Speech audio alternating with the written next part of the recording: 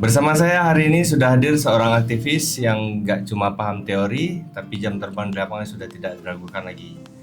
Mari kita dengar cerita perjuangan beliau, strategi dan tantangan yang dihadapi dalam membangun kekuatan buruh dari bawah. Telah hadir bersama kita seorang aktivis dan tokoh nasional yang tidak diragukan lagi jam terbangnya, dan kita sangat mengenal beliau dan kawan-kawan sendiri pun sudah pasti sangat mengenal, yaitu Ketua Umum kita Haji Abdul Baiz, sarjana ekonomi yang saat ini menjabat sebagai Ketua Umum SPEE. Oke, selamat datang Bung Baiz di podcast kita Suara Buruh PUK SPEE SPMI PT Epson. Sebelum kita bercerita tentang SPMI yang lebih luas lagi nih, sebelumnya kawan-kawan mau kenal dulu nih sama pemateri kita. Boleh sedikit memperkenalkan diri nih dari Bung Baiz sendiri? Ya, saya mulai bekerja di PT Indonesia Epson Industri di Bekasi, Kabupaten Bekasi. Itu sejak 98. Saya bergabung di Departemen IQC, langsung dimutasi ke Engineering, Vendor Control, terus lah tidak poin seputar engineering gitu. Nah, ternyata ada kawan saya yang mengajak kita menawarkan untuk membentuk serikat pekerja. Akhirnya terbentuklah serikat pekerja di PT Indonesia Epson Industri itu pada tahun 2001. Ya. Oke. Nah, saya termasuk orang yang merintis pendirian serikat pekerja di Epson. Berarti sebelumnya di Epson belum ada serikat pekerja tuh di tahun 98 tadi ya? Ya, tahun 98 itu belum ada. Oke. Baru mulai terbentuk di September 2001. 2001. Oke. Jadi yang ini kan awal mula dari kawan ya yang mengajak. Dari ketua sendiri yang bikin tertarik itu gabung di organisasi SPMI ya awalnya. Itu apa yang bisa menggugah hati dari ketua sendiri mau gabung dengan SPMI gitu? Ya, kemarin itu ya karena kita tahu itu loh bahwa pada tahun 2000 itu lahir Undang-Undang Serikat Pekerja. Nah, di situ kita membaca di situ fungsi daripada serikat pekerja itu untuk membela, melindungi dan meningkatkan kesejahteraan. Dan yang paling penting pasal yang menarik adalah tentang jaminan perlindungan dari negara ya. Ya, jadi siapapun yang menghalang-halangi kegiatan serikat pekerja diancam pidana selama 5 tahun. Dan yang kedua yang paling penting itu dapat hak dispensasi, pengurus maupun anggotanya dapat dispensasi. Nah, jadi dengan kesempatan waktu dan jaminan negara, perlindungan dari negara, ya hal itu mungkin kita capai daripada maksud dan tujuan undang-undang itu meningkatkan kesejahteraan pekerja. Nah, pada saat pembentukan tidak ada itu yang namanya keluhan-keluhan itu tentang upah, tentang lembur. Artinya PT Indonesia Epson itu dalam keadaan baik-baik saja. Berarti basically pembangunan berdirinya SPMI di Epson Indonesia ya. Epson Indonesia bukan latar belakang dari masalah berarti ya. Ada. Ibaratnya memang dari lahirnya undang-undang. Iya, lahir undang-undang dan kawan-kawan sendiri itu tergugah untuk bergerak membangun satu. Jadi untuk saat ini anggota di Epson Indonesia itu berapa sekarang, Ketua? Sekarang ini kisaran anggota kita itu ada 10.000 sampai 11.000. Dulu sampai 13.000. 13.000. Karena waktu Covid itu kita punya pekerja sebanyak 15.000 itu. 15.000. Anggota kita sampai 13.000. Itu di awal dulu? Di awal dulu paling juga di angka 1.600 sampai 2.200 itu. 1.000-an. Epson yang berkembang terus, kan sudah beli 2 factory itu. Tahun 2012 beli factory, tahun 2015 beli factory baru lagi. Ya, anggotanya sebanyak itulah. Jadi sampai 11.000 sampai 15.000. Jadi ini kan Ketua atau Bung Baiz memang perintis dari awal, dari 98 dan sahnya itu 2001, dari anggota yang 1.000 sekian dan sekarang menjadi 10.000 anggota. Itu gimana itu? Kok bisa mau nih kawan-kawan dari 1.000 ke 2.000? Strategi ini gimana nih? Ya kita membangun trust kepada anggota itu. Jadi benar-benar kita merealisasikan tuh maksud dan tujuan undang-undang. Ketika perusahaan ada aturan baru gitu tentang pelaksanaan kontrak, ya tentang aturan lembur itu, ketika membuat kebijakan ternyata bertentangan, ya kita kritik itu. Gitu. Akhirnya memang ada perbaikan-perbaikan. Terus ada kebutuhan perusahaan misalnya butuh lembur gitu ya, kan di undang-undang tidak diatur itu. Pengalinya berapa itu? Kan? Pengalinya sampai yang di atas sampai 3 kali. Terus jam berikutnya berapa? Nah, itu kita sepakati sehingga pekerja itu merasakan tuh manfaatnya di serikat pekerja itu. Ya. Dan setiap tahun ada aja namanya perusahaan tumbuh, kebijakan juga lahir, kebijakan baru itu. Akhirnya kita punya kesepakatan yang memang dirasakan di atas normatif itu. Iya. Jadi ketika itu sikap dari perusahaan gimana tuh? Kan ibaratnya berimbangan ya, ada kebutuhan perusahaan, ada kebutuhan dari pekerja atau karyawan perusahaan. Dan sikapnya dari perusahaan sendiri pasti menolak. Setiap kita melihat ini ada sesuatu yang harus dibicarakan, ya menolaklah pertama. Ya kita alasannya dulu paling sering tuh untuk meningkatkan produktivitas, untuk membangun motivasi seperti itu. Ternyata dengan keaktifan kita pun ya vendor-vendor Epson itu sudah mencapai kesepakatan di PKB, kesejahteraannya lebih tinggi, lebih bagus itu. Contoh dulu ya, mengenai cuti panjang itu, vendor-vendor Epson sudah melakukan tuh cuti panjang, sementara Epson gitu. Akhirnya kita kirim surat, terus kita bipartit gitu ya. Itu nggak lama, nggak sebentar itu, beberapa bulan ya, baru bahkan hampir 6 bulan lebih pernah ada kayak gitu. Tentang bonus itu. Waktu bonus yang paling berkesan itu. Dulu bonus itu yang namanya kontrak tuh tidak diberikan bonus tapi diberikan hadiah, bahasanya gitu, diberikan hadiah. Itu di bawah daripada upah minimum.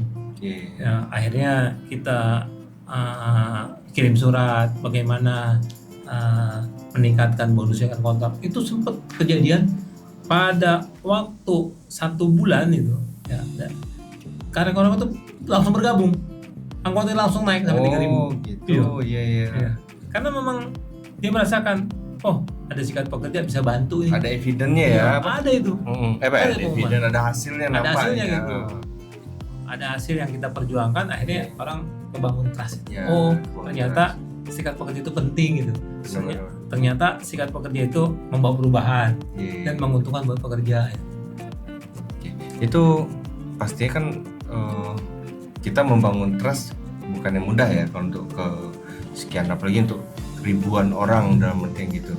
Pastinya ada tantangan terbesar nih selama yang ketua hadapi mulai dari 98 sampai sekarang 2001 sampai sekarang. Tantangan terbesar untuk selama di minimal di PUK dulu gitu. Mencetak aktivis baru itu paling susah itu. Kaderisasi ya. Waktu pertama kali aja itu dibentuknya serikat pekerja, itu intimidasi dari atasan tuh benar-benar luar biasa itu. Dari perusahaan. Dari manajemen ya. Dari manajemen tuh kayak gitu, intimidasi itu. Terus yang paling jadi memudahkan itu ketika SPMI itu membentuk garda metal. Garda metal itu pilarnya. Iya, pilarnya SPMI. Saya lupa tahunnya, tahun 2008 atau 2009 ya sekitar itu ya. Terbentuk garda metal itu ngebangun militan, itu ngebantu tuh. Ya, orang-orang itu dikasih seragam keren gitu, pada mau ikut, benar-benar dididik militansi. Akhirnya tuh yang bertahan lama jadi aktivis itu orang-orang itu. Mau berkorban orang-orang itu tuh. Berarti jiwa militannya tuh dari garda metal ini dibangun itu ya. Yang memang motivasi untuk gabung sebatas gabung doang kan. Tapi nggak ada basic kan nggak bisa juga ya. Akhirnya setelah terbentuk garda metal kita bentuk Korlap itu. Korlap. Nah, Korlap inilah yang bergerak ke anggota menginformasikan hasil perjuangan kita ini. Dan memberikan informasi bahwa kita ini dengan ada sikap menguntungkan pekerja ya. Akhirnya pada bergabung. Siap. Next. Itu apa namanya? Di selama ketua di SPMI ya, kita secara umum ya, sosok yang memotivasi jadi inspirasi organisasi ketua sendiri itu siapa itu kira-kira? Dulu mah Obon Tabroni. Oh, Bung Obon. Iya. Obon Tabroni itu kalau punya ide, prinsipnya jangan dipersulit itu. Udah rapat-rapat ya, kita mau ngapain, nggak usah bikin aturan itu. Ya, pede aja. Sampai kita bikin forum in the support family, forum komunikasi antara pintu-pintu Epson bergabung. Oh, beliau yang menginspirasi ya, maksudnya meeting apa yang kita perbaiki. Itu Obon tuh begitu sifatnya tuh. Ada ide apa kita rapat ya, ayo jalan aja. Nggak usah mikirin aturannya gimana. Oh, nggak dapat mantar itu ya? Udah, kita kirim surat, argumentasinya apa, alasannya apa, sampaikan. Cuma ada regulasi yang benar ya, maksudnya masih dalam koridor kan? Betul. Oh, gitu. Emang ide-idenya Bung Obon Tabroni ya, Bung Obon ya? Bung Obon Tabroni itu memang secara sistematis dia arahnya lebih kemana itu? Maksudnya lebih ke pengkaderan kah atau kesejahteraan atau gimana itu? Kalau Obon itu kayak begini gitu, yang saya lihat kekhususannya itu, dia tuh mengayomi anggota-anggotanya itu. Dia orangnya welcome gitu. Welcome sama siapa aja itu. Dan dia memang sering itu silaturahmi sama anggota, menjaga hubungan kedekatan, menjaga hubungan emosional itu sama anggota. Makanya anggota tuh senang banget sama Obon tuh. Orang itu enak lah diajak bergaul. Nah, memang bagusnya begitu, sikat pekerja itu harus welcome sama siapa aja. Oh, gitu. Oke, sekian lama ketua bergelut di SPMI ya.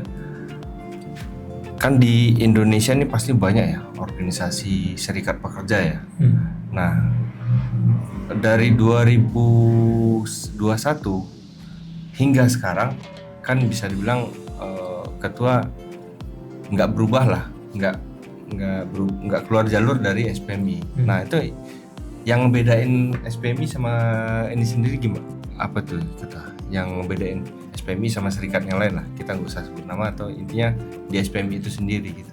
Ya kalau kita ngelihat fakta di lapangan, ya memang SPMI yang paling banyak aksi-aksi. Oke. Iya, apalagi tahun 2010-an itu waktu BPJS itu. Itu banyak aksi-aksi tuh. Yang membedakan itu. Dan kok bisa kuat? Ya karena memang anggota SPMI kuat di iuran. Di iuran. Iya, memang iuran itu menjadi ideologi kita kan. Iya benar. Upah, iuran itu hal yang diharuskan, yang benar-benar harus dipahami itu. Kalau kita nggak punya iuran, kita nggak bisa berdiri tegak di kaki kita sendiri lah gitu. Iya benar. Kita punya ketergantungan orang lain itu. Oke. Itu yang ngebedain SPMI, maksudnya lebih banyak di pergerakan ya. Aksi-aksi. Cuma kan aksi dalam artian nggak cuma sebatas aksi turun ke jalan doang, tapi kan pasti ada alasan kan. Oh iya, kan kita tuh di SPMI punya strategi perjuangan. Oke, strategi perjuangan. KLA. Oke, konsep, lobby, aksi. Oke. Itulah yang kita pakai ketika kita punya permasalahan, punya ide di PUK, di perusahaan itu. Iya. Ya, kita mau buat proposal apa itu? Ya kita lihat konsep kita bagaimana. Ya. Oh, di konsep dulu ya. Konsep itu yang tadi yang Bung Obon tadi ya, dikonsepin dulu ya. Apa ya? Oke. Dia punya konsep. Kita punya ide gini apa? Dibicarakan. Dan itu yang penting itu dibahas tentang konsepnya itu. Nah, itu yang menjadi kebanggaan kita. Memang kita aksi itu adalah jalan terakhir. Ya. Setelah kita punya konsep, setelah kita bertemu dengan perusahaan, setelah kita menyampaikan pendapat kita atau argumentasi kita di luar maupun di dalam perusahaan gitu kan ada tuh. Ya. Oh, itu namanya lobby tadi ya. Lobby itu ya. KL. Nah, kalau misalnya udah nggak bisa, udah kita bikin aksi. Kalau di dalam perusahaan kita aksi pita hitam dengan nyanyi-nyanyi. Ya. Kalau di PO-nya organisasi SPMI itu kan ada tahapan-tahapan tuh. Nah, aksi damai apa? Pasang pita hitam, mogok makan, kan, doa bersama itu. Nah, itu yang kita kerjain gitu aja. Oh, enggak yang maksudnya enggak anarkis, enggak yang ini lu enggak boleh. Itu memang ketika kita mau aksi pasti itu diingetin sama perusahaan. Jangan awas ya, jangan anarkis ya. Awas ya, ganggu orang pulang ya. Pasti diancam-ancam gitu. Jangan ganggu ya. Oh, tapi dari perusahaan sendiri welcome ya kalau belum ada. Welcome, karena menyadari itu. Perusahaan itu menyadari bahwa tidak boleh menghalang-halangi kegiatan serikat pekerja. Gitu. Oke. Di SPMI sendiri kan konsep lobby aksi ya. Nah di situ kan butuh massa ya, dan itu harus ada pengkaderan ya. Nah kita khususnya di dalam ruang lingkup EE. Nah untuk menjaga keberlanjutan kaderisasi pengkaderan ini gimana? Kalau kita menjaga pengkaderan, yang pertama gini, dia udah aktif ya. Itu harus benar-benar yang namanya kebijakan perusahaan, kesejahteraan dia, itu jangan sampai mandek gitu, stuck. Contoh kenaikan upah itu, ya. Kalau misalnya dia lagi sibuk dapat nilai jelek gitu, itu kita harus batasin tuh dalam berapa lama. Kalau emang bertahun-tahun ya kita nggak mau, kita malah menyetop kegiatan dia untuk aktif di serikat pekerja. Anda nggak mampu untuk menjalankan dua agenda, agenda di serikat pekerja dan agenda di perusahaan. Nggak mampu dia, udah kamu cooling down dulu deh, sampai nanti situasi produksinya rada aman atau tidak banyak masalah, itu kita aktifkan lagi. Yang jelas mah kita harus komunikasi menjaga peningkatan kesejahteraan aktivis-aktivis kita. Sekarang kita ini mau nolongin orang, mau meningkatkan kesejahteraan buruh, sementara dia terpuruk gitu. Dia terpuruk, bahkan nanti resiko tuh keluarganya juga beresiko. Wah udah dah, itu kita stop loh. Kita nggak mau menjolimi anggota kita, nggak mau itu.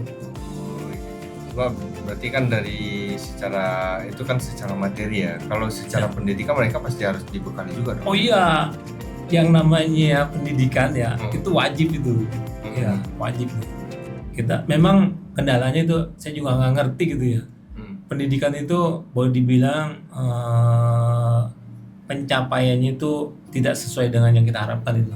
Jadi kalau kita berharap nih misalnya peserta didik itu ada 100 orang, paling cuma dapat 50 orang, 50%. Jarang itu, di atas 50% itu jarang itu. Susah emang belajar itu, susah banget itu. Kalau masuk belajar itu kan nggak sebentar ya ketua ya. Apalagi yang namanya dunia pekerja atau serikat pekerja itu kan luas ya.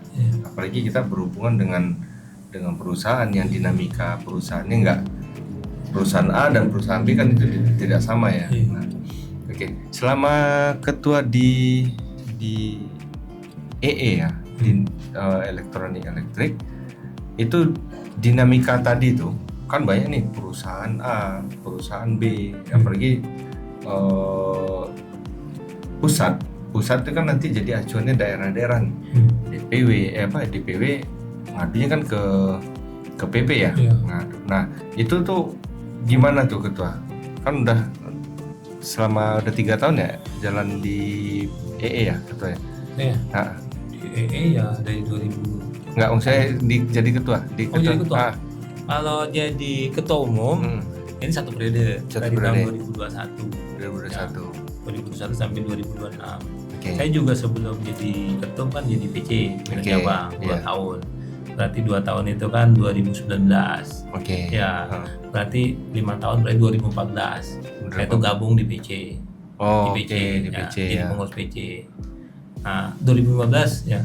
Sementara saya jadi ketua PUK itu 2009. Jadi saya itu ketua PUK yang ketiga.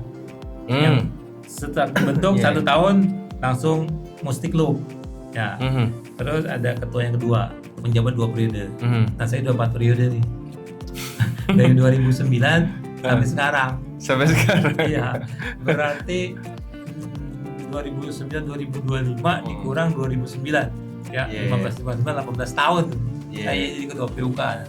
Nah, melihat pengalaman gitu ya, memang kalau perilaku kita gitu ya, tidak melakukan pelanggaran gitu ya, kita punya etos kerja ya di perusahaan, itu perusahaan pasti respect. Ya. Tergantung kita membawa diri lah. Ya. Cara berkomunikasi dengan perusahaannya. Kalau kita memang apa yang kita omongkan, itulah yang kita lakukan itu perusahaan juga ternyata. Sampai contoh begini, perusahaan Epson itu ya tempat saya kerja itu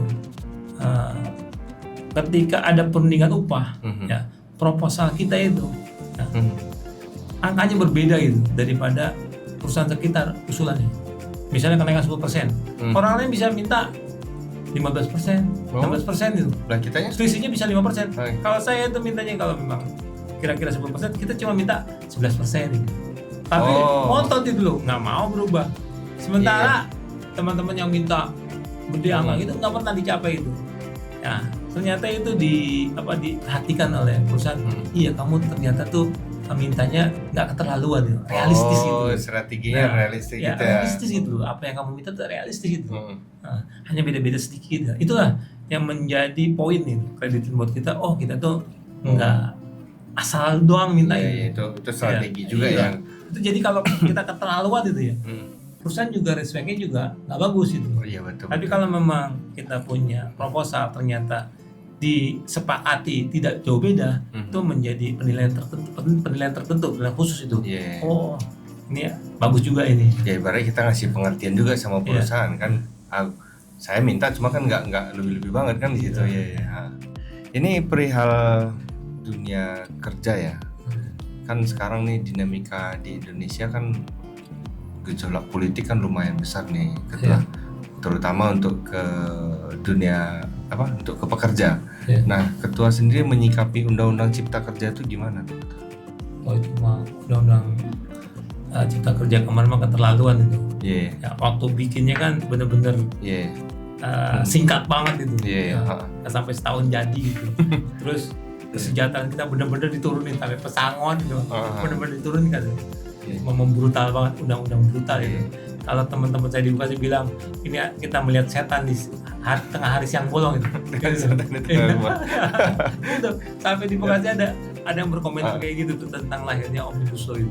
Undang Cipta Kerja benar-benar kan kita rasakan itu benar-benar menurunkan kualitas kesejahteraan kita itu memang nggak berpihak ke pekerja ya. Nah itulah yang memotivasi kita untuk berkecimpung di dunia politik. Jadi kan kita tuh tahun 2023 ya, kita mendirikan partai politik. Berarti Partai Buruh. Yang dulu ya KLA sekarang udah Klub Lobby Aksi Politik. Gitu. Jadi kira-kira hal yang paling mendesak harus dari Undang-Undang Cipta Kerja nih ya, hal yang paling mendesak harus kita perjuangkan gitu loh kata. Ya itu yang kita perjuangkan itu putusan MK 168 yang tahun kemarin Oktober itu, ya kan? Itu memerintahkan untuk bikin undang-undang baru, undang-undang kerjaan, undang tenaga kerja ya. Soalnya kan lagi proses ini. Oke. Di bawah Pak Prabowo ya katanya.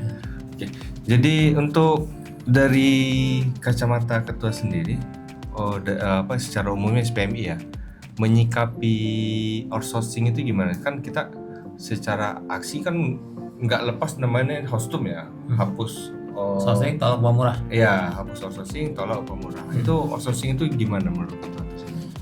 Ya, outsourcing kan udah kita tahu itu dari MNDP, BP, PC itu yang namanya outsourcing bilang modern slavery ya.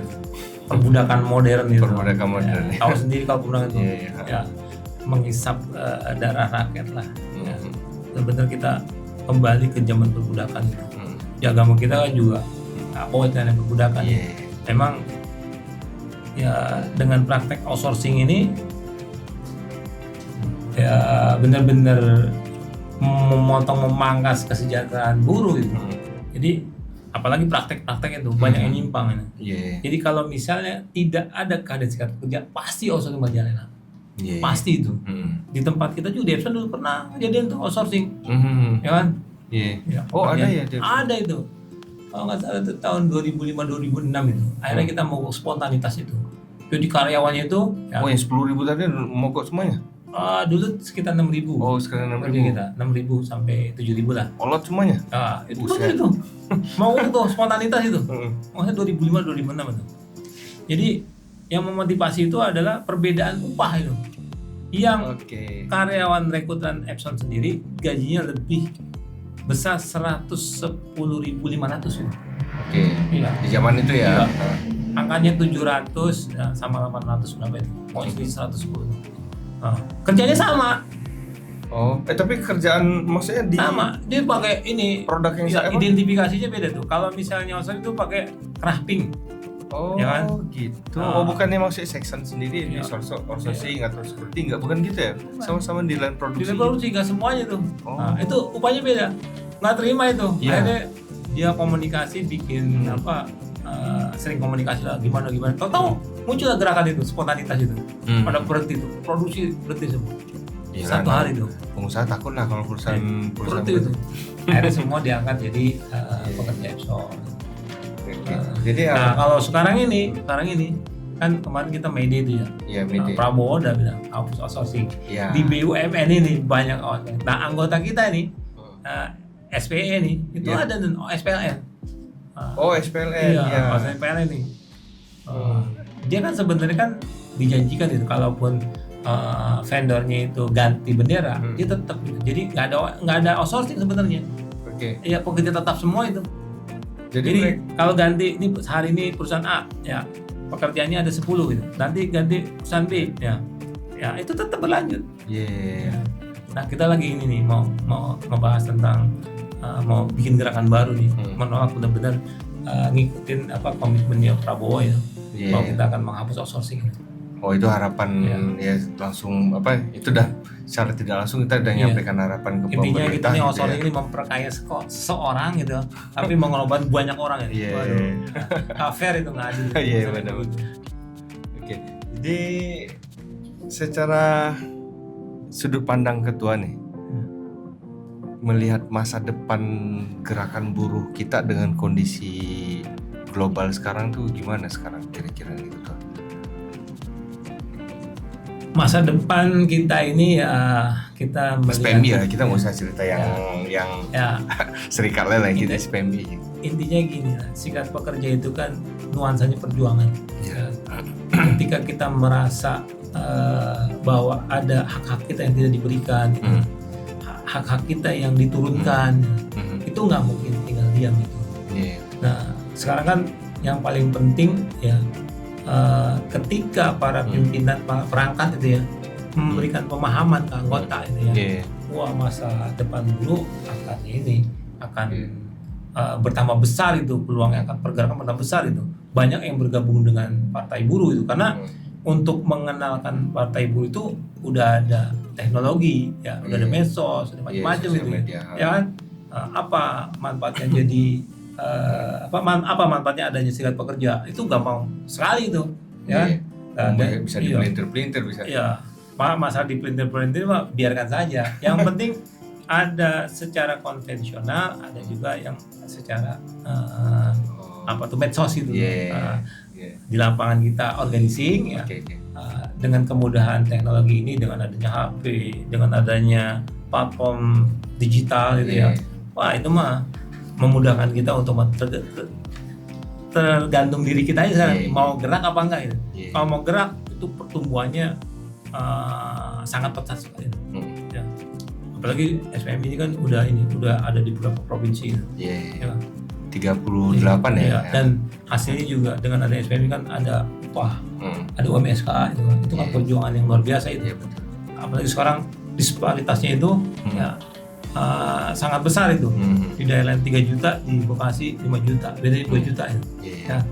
Sampai kita menyimpulkan di mana ada serikat pekerja, disitulah upah besar yang dinikmati oleh pekerja. Di mana ada SPMI gitu. Nah, pasti ada UMK.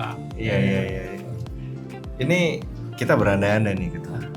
Seandainya ketua diberi kesempatan untuk memimpin FSPMI secara nasional, 3 hal pertama yang akan ketua rubah apa nih? Saya udah di pimpinan nasional, saya udah ketum. Iya, maksudnya secara di atas lagi dong kalau kita. Kalau sekarang ini calon jadi presiden.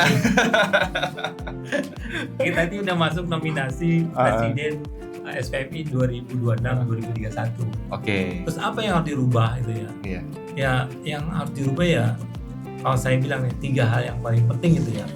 Ya, aturan dulu, ya. Oke. Aturan. Aturan. Ya, aturan dulu.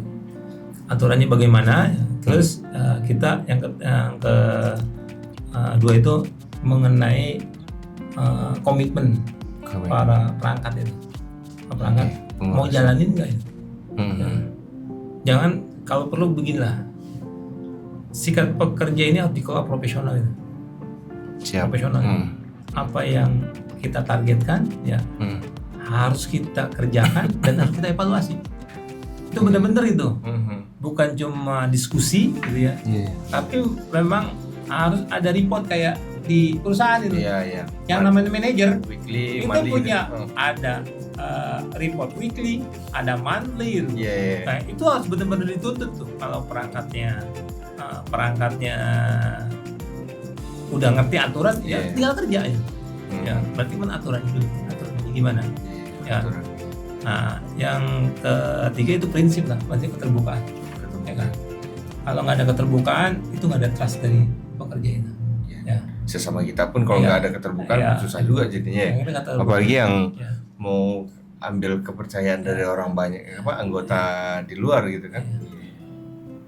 Jadi di situ kan pastinya ada dan butuh solidaritas ya ketua ya. Nah, bagi ketua sendiri solidaritas itu benar butuh apa enggak gitu loh. Oh iya, di dunia serikat pekerja itu yang paling penting solidaritas. Ya kan? Yes. Karena kan faktor kekuatan itu kan yang pertama kali tuh ya, siapapun mereka lah atributnya. Kalau di anggota jumlahnya banyak, itu adalah faktor bargaining utama ya. Nggak melihat status itu. Status mau kontrak, mau permanen, mau sourcing gitu ya. Ketika memang dia sebagai anggota serikat pekerja itu dan dia mau bersolidaritas, itu suatu kekuatan yang bikin takut lawan itu. Ya, semakin banyak masanya, semakin lawan takut itu. Nah, biasanya kan kalau makin banyak ya, ini kan kita perlu pertanyakan nih, ya kan? Ini kesadaran atau ketakutan, ikut-ikutan. Nah, itu yang bahaya tuh. Nah, kalau misalnya itu kesadaran, ya itu akan menular, ya, informasi akan tersebar terus-menerus tuh, ya menular ke pekerja lain itu. Nah, kalau belum tercapai ya, itu akan mengundang pekerja lain untuk bersolidaritas. Artinya nanti kan pemangku jabatan pasti ngerti, wah nih udah sepatutnya kita respon itu. Nah, jadi solidaritas paling penting dalam dunia serikat pekerja. Itu kan kita kutip sebagai motivasi lah, solidaritas itu secara umum ya. Nah, ini sekarang zamannya kan udah berubah nih gitu ya.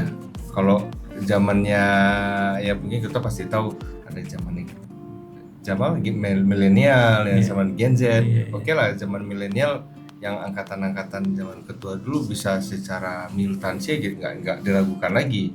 Obon, terus siapa lagi yang sekarang yang bergelut di SPMI sekarang lah. Nah, untuk yang Gen Z sekarang ini kan jauh berbeda nih secara psikologi. Kita lihat kawan-kawan yang ya pekerja muda lah bahasanya sekarang nih. Nah, ya, itu untuk memotivasi mereka tuh gimana tuh? Ya, ada hal yang paling penting itu untuk motivasi adalah ya bagaimana kita bisa ngasih pemahaman. Nah, pemahaman kan dari materi dan cara itu. Ya. Pemahaman itu dari materinya dan caranya bagaimana. Ya.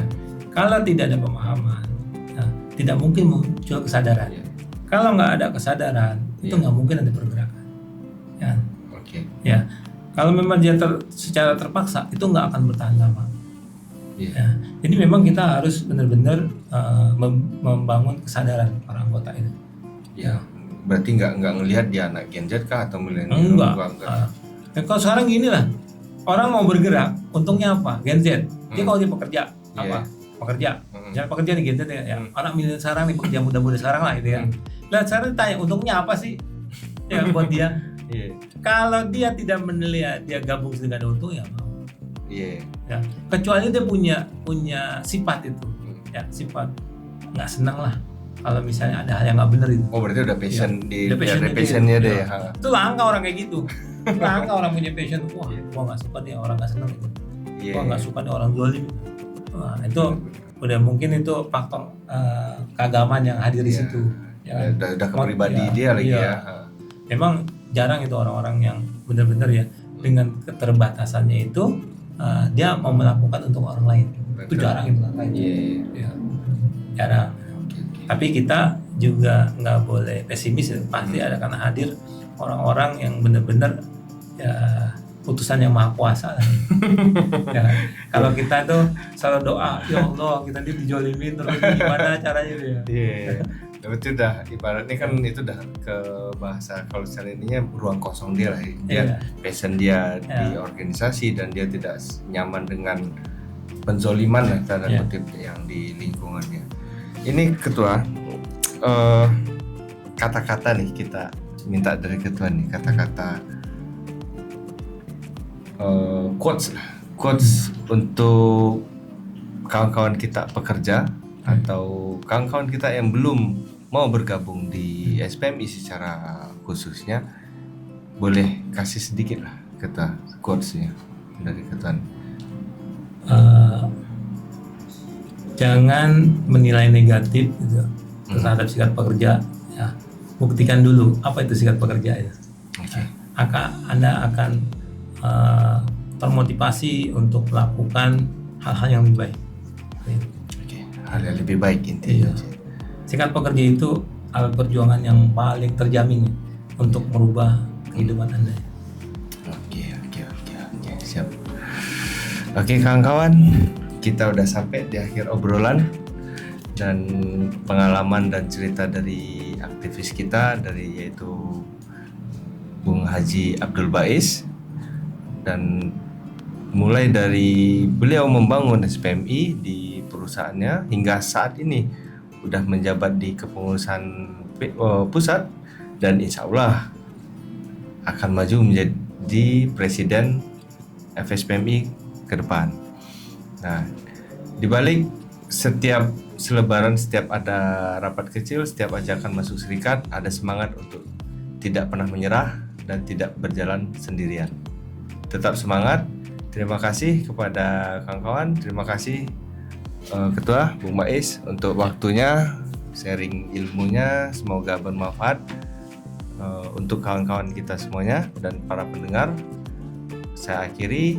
Assalamualaikum warahmatullahi wabarakatuh. Waalaikumsalam warahmatullahi wabarakatuh.